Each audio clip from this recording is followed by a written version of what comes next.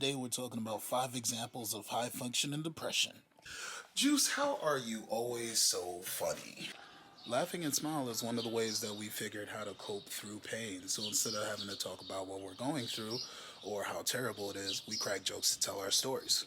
This way, instead of having to explain how painful those moments are, how we remember it, we control how long we want to stay on the topic and how we let the trauma go, but we still got to deal with it behind closed doors. So, we get to go on with our day, but we never come across the right solutions that we need for ourselves in the trauma, because niggas got money to make. Part 2, caring for others. Those who suffer from high functioning depression can feel undeserving of love, compassion, and appreciation. This train of thought comes from "I've seen worse" or "it's okay because they need me." These thoughts get so intense, you put others in front of you and your own self care. In this self sacrifice, you play the role of being needed at the price of your own need for help, a losing situation. In some cases, those who suffer from high depression are high achievers.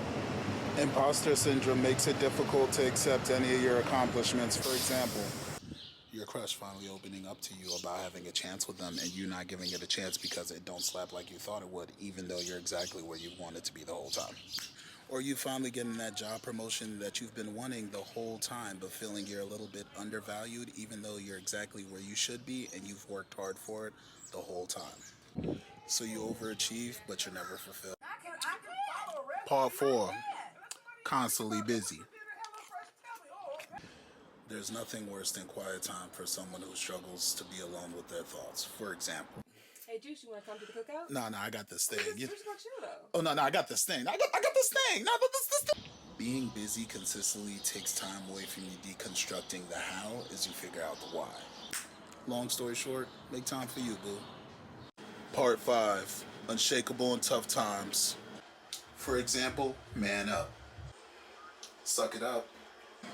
Or are you upset about that? Ask yourself, when's the last time you've cried? Crying releases you from pent up emotion and tension. In certain cases, those unable to express their emotions who cried felt worse after they cried than before they cried.